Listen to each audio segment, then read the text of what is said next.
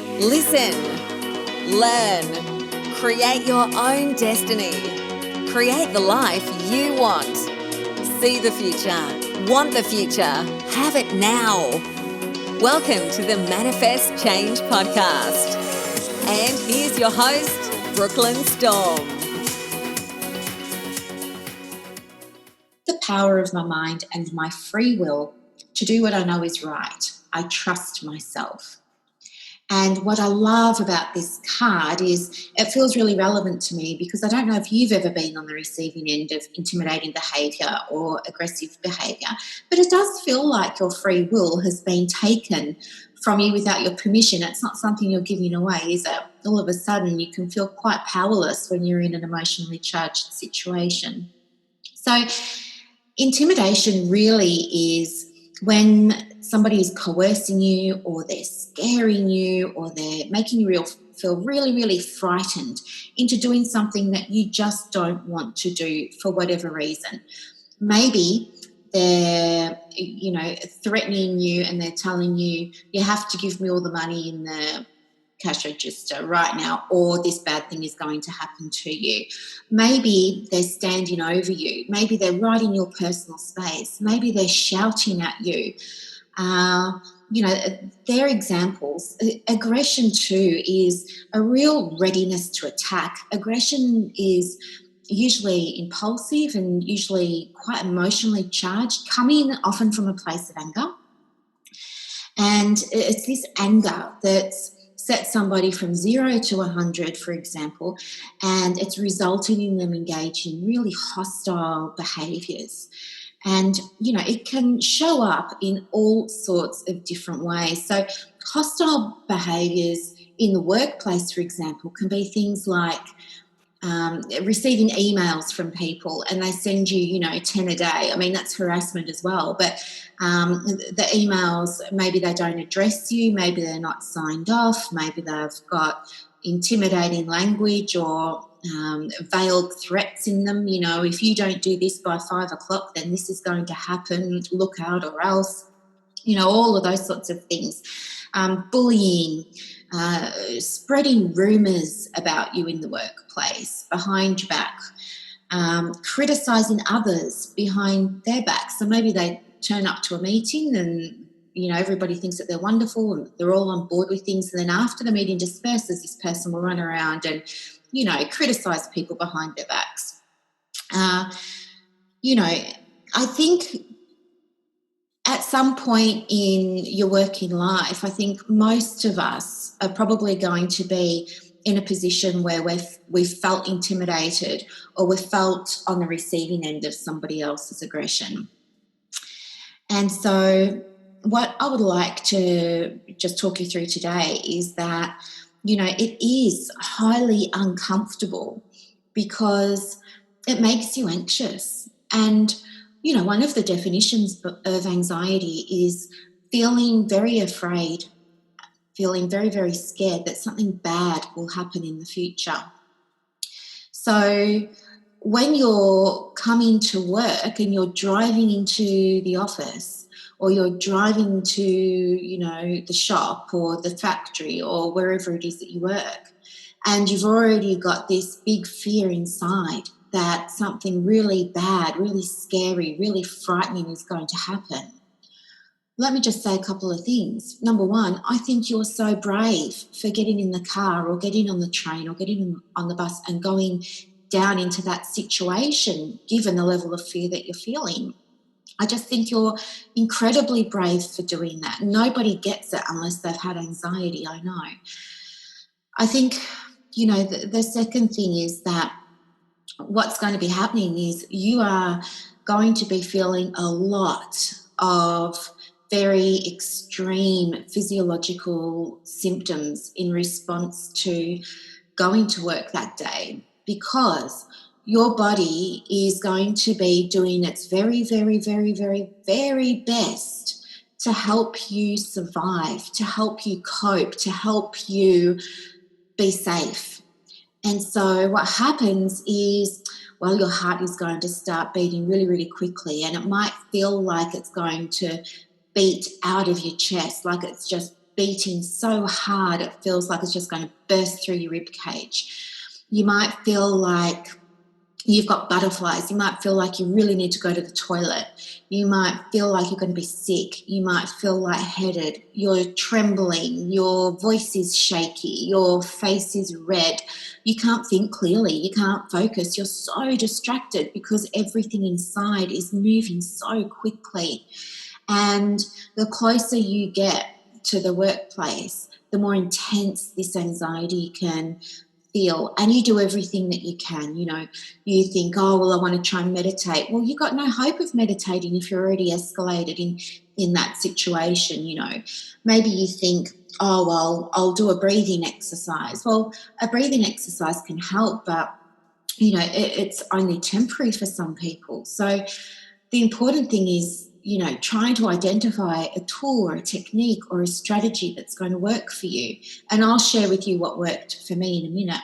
But one of the things that does work for me when I'm feeling anxious, and it's not a proper tool or anything like that, it's just something I do for myself, but I hold my breath. And, when you're doing breath work, depending on what tool or technique you're using, there's often a part of breath work where you sustain a breath or you hold a breath.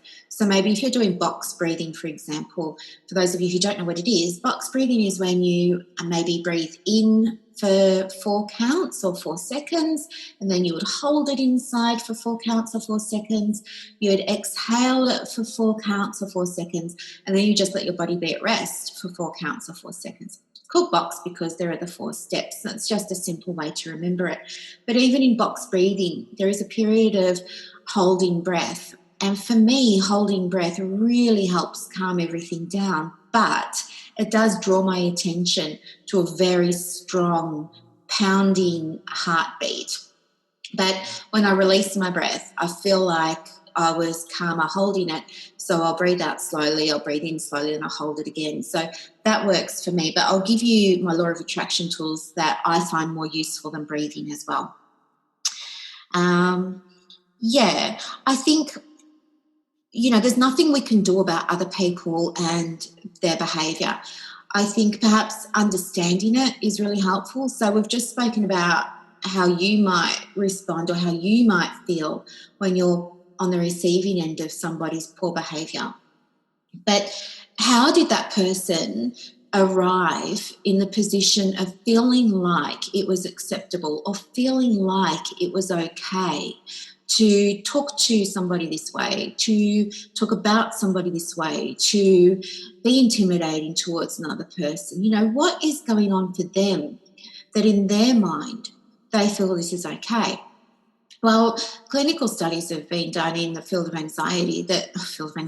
psychology rather, that demonstrate that, much of the time aggressive behaviour can come out of that other person's anxiety. So if you're able to, and I know it's hard when it's all happening, but maybe you can think about previous times when you've been in this type of position. If you're able to, maybe look beyond that person's aggressive behaviour and think about, what has been going on for them that you're aware of, because you'll be aware of some things and of course not others. But in a workplace, you might be aware that maybe there've been recent issues with that person's performance, or, let's just use that as an example. Maybe, people are aware that this person has been underperforming. There's been a performance review happened and this person's told others in the workplace about it and stuff like that. They've been quite open about it. And then for whatever reason, this person has just targeted you and, decided that you're the person that they're going to vent their anger and hostility and aggression towards. Well, understanding that, if they've got a context where they're under performance management, they're probably feeling very anxious and very threatened, and they're probably afraid of something. Maybe they're afraid of losing their job. Maybe they're afraid of being embarrassed or ashamed or guilty or humiliated or something like that. So you've probably heard the saying that the best form of defence is attack. Sometimes people do like to shift the focus off themselves onto somebody else. And so they'll do that by creating rumours. We see this kind of stuff in magic as well, don't we? It's called distraction. It's where, we get people to look over here at what's happening while the other hand is doing something else, preparing things for the magic trick. So sometimes understanding that there's often a reason of anxiety behind the behaviour of the person who's being aggressive can be helpful in terms of you developing compassion towards them, which is freeing for you. But that's probably high-level stuff that you can do after this has all happened. When it is all happening, there are some steps that you can take. I think, you need to understand that what you think, what you feel, and what you do today creates your future. So stop. Give yourself some space. There is no urgency to act. The last thing that you want to do is react. When we react, we come from a place of emotion. And then what happens is we say things or we do things that we regret or that are used against us later on. So it can be really, really helpful to bite your tongue and come back to things later. Just because the aggressive person wants you to do something now doesn't mean you have to do it. Maybe the aggressive person is trying to scare you into giving them a refund right now on the spot, but you're unsure about that because you want a chance to check the file, you want a chance to speak with accounts, you want a chance to look at invoices and receipts. You need time to do that. Well, if a person's standing over you, scaring you, and they're shouting and they're causing a real scene and, you're shaking and you're scared and you're not thinking clearly, my advice would be, if you can get help, push a buzzer if you need to push a buzzer, but don't give that person the refund right then and right there because you need time. You need time to sort things out. One of the things that you can do is just diffuse the situation by saying something to them like, you'll look into it. You can use a broken record technique where you just keep cool as a cucumber, even though you're scared out of your wits. You just be very cool as a cucumber on the outside and you just repeat yourself very calmly. And you say something that resonates with you, something like, that's not something I can do right now, but I'll follow it up for you. I'll follow it up for you. I'll follow it up for you. Thank you. I understand. I'll follow it up for you. Or whatever it is. I think every workplace has its own policies around what to say in those situations. But a broken record technique can be really helpful. Acknowledging that somebody's upset about something can be really helpful. Just say to them, yes, I can see that you're upset and I want to help you. Just say something like that. If you get into an argument with people because you're now feeling defensive because of your anxiety, so you want to defend yourself, that's not helpful because all that's going to happen is you'll end up escalating the fight or escalating an argument or triggering more aggravated responses from the other person. So just try and give yourself some space, give yourself some time, tell them you'll get back to them by close of business tomorrow, something like that. There's no urgency for you to act. Okay, that's probably the worst thing you can do, in my opinion anyway. Feel free to say no if something is not best for you. If you're going to experience a consequence as a result of giving in to this aggressive person, don't do it. Really think if it's not right for you, don't do it. Now, if you've got time, let's say this is an ongoing situation. Let's say this isn't just a random person getting angry at you at work. Let's say that it's a very squeaky chair, isn't it? Let's say that this is an ongoing situation with a team member or a staff member or a colleague at work, and you're getting anxious about it. And every time you've got to open your email, it sets off your anxiety. Every time it's Sunday night and you've got to go to work on Monday morning, you can't sleep because you're worried about this person. You lose your weekends to worry about this person. Here is what to do. Step 1, get a piece of paper and a pen. And you can do this anywhere, but I think do it before you go to sleep at night or do it first thing in the morning. But what I want you to do is at the top of that piece of paper, write the situation. Okay, you don't have to put it in much detail, but just write the situation out. Now, after that, you're just going to take your pen and you're just going to say, I believe. And you're going to write down what you believe. So write down I believe statements until you run out of I believe statements to say. Once you've done that, you'll probably see, as you're in the process of writing, you'll probably see that some of the things that you're worried about aren't really things and that they're not as big on paper as they were in your mind. And so you'll start to feel better just from doing that first part. But the next part is to say what you'd rather believe. And so you'd write out as many statements about what you want to believe or what you prefer to believe about that situation.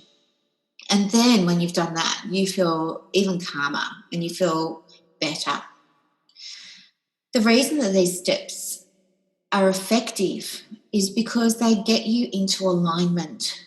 And when you're aligned, you're coming from a place of your true self. You're operating from that place inside that feels right for you. There's nothing to be afraid of anymore. You've just stepped into your truth. You've just stepped into your power. You've just realized that you're okay, that you're fine. The next thing that you want to do, and this is more a reflection for after the situation has resolved, is you want to identify the lesson or identify the lessons. Okay, because what we want to try and do is not leave it as a yucky situation in your mind that you want to try and forget about or you don't want to give any attention to, or maybe you want to suppress or something like that. It's more helpful to extend what's happened by looking at it in terms of what is the lesson for me here.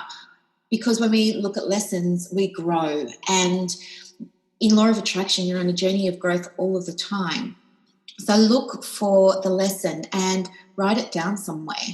I mean, you'll remember it because once you've learned a lesson, it's very hard to unlearn it, but write it down somewhere. And then after that, step 5 is to give thanks for the lessons and give thanks for the opportunity for growth. You know, understand that this has put you on the right path to your own development and healing, and be thankful for that. So I've got an example here. Just using what I've done is some of the DMs that I got on Instagram about this, I've just kind of put myself in the position of the people who've written in, and I've just created a set of statements just to give you an example. So this scenario is for somebody wanting a refund. So somebody's wanting a refund and they've been harassing this poor lady for the last 3 or 4 days. They keep phoning her up, being abusive on the phone, they're threatening to come down to the workplace, they're sending abusive and hostile emails and things like that. So if we do step 1, we do I believe, this is what I imagine some of the statements could be. I believe something bad is going to happen to me. I believe she'll get angry and want to confront me. I believe when I'm confronted, my anxiety will be so high that I won't be able to defend myself, and that despite being in the right, the other person will get what they want at my expense, and that's not fair. I believe she doesn't have respectful boundaries. I believe she threatens me. I believe I feel threatened by her. I believe she's angry about the money. I believe she thinks she knows that she's right. And, you know, she might upset me or she might coerce me into doing something that feels wrong for me. So that's some examples of I believe statements. And some examples of I choose to believe statements.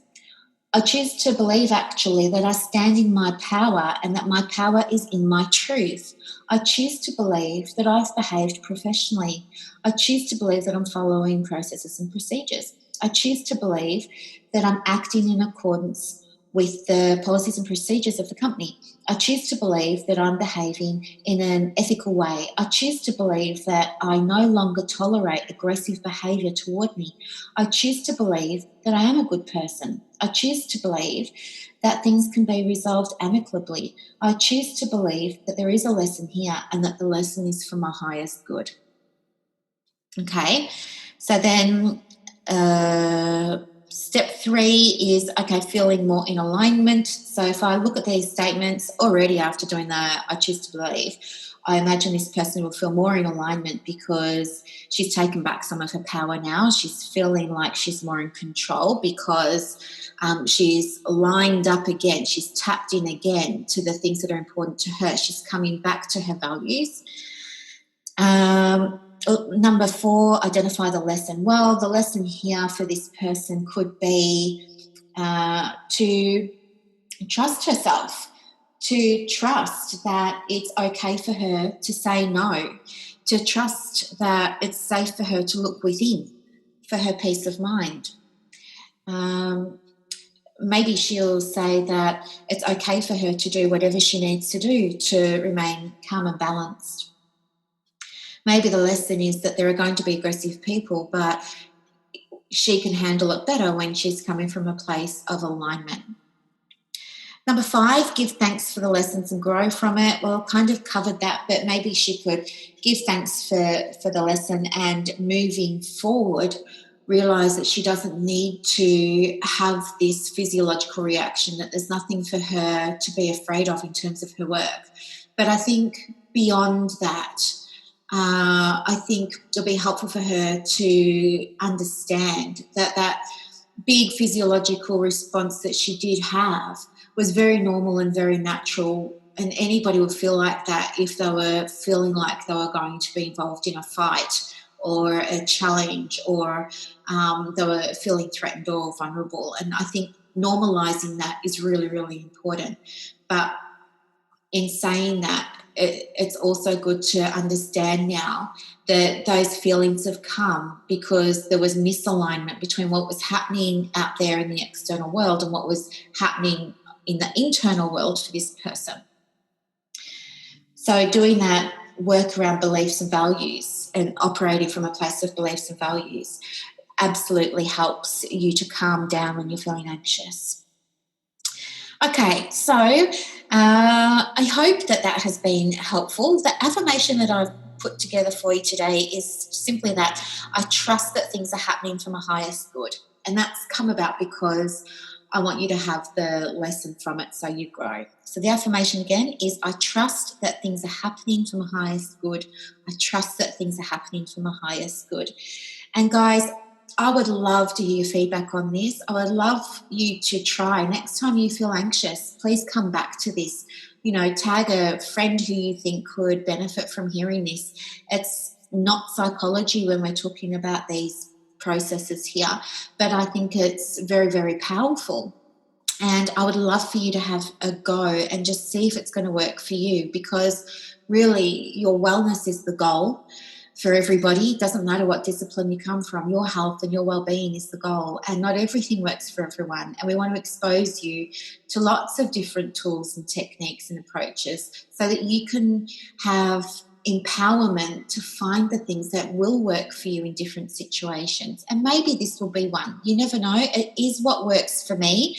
I'm a psychologist, as you know, with nearly 18 or nearly 20 years experience, but this is what works for me when I get anxious or when I feel intimidated by somebody. Okay, and also in case you're interested, the Manifesting Made Simple, a practical guide with real life stories, is now available on Amazon, which is really, really cool. It's in print and in digital copies, and for the first 48 hours, so from tonight at 7:00 p.m. Australian Eastern Standard Time for 48 hours, it will be free. So if you want a copy, please let me know. Send me a PM or put a comment on the podcast here, and I can add you to the list so that you get the link for the free copy. And yeah, thank you so much for listening. For any of you who are practicing law of attraction and you want to incorporate it into your existing coaching practice or psych practice or counselling or social work practice, that's cool. We have our practitioner training programs opening on the 1st of January 2019. So if you want more information about those, please let me know and I'll be happy to get you some enrolment details. And lastly, just a final little thought. Somebody shared this pearl of wisdom with me during the week, and I did put it on my Instagram. But basically it says, karma doesn't forget an address. Maybe I should have listed that as the affirmation, but it's not really an affirmation, is it? But yeah, karma does not forget an address. So I'm sure some of you can take comfort in that. Thank you so much for listening. I love having you here. I love doing these podcasts. Thank you so much. Have a beautiful day. It was so nice to spend time with you again. Bye, guys. Thank you for listening. Take steps now to manifest the life you want by checking out the show notes. If you've loved this episode, leave a review on iTunes. Here's to manifesting change.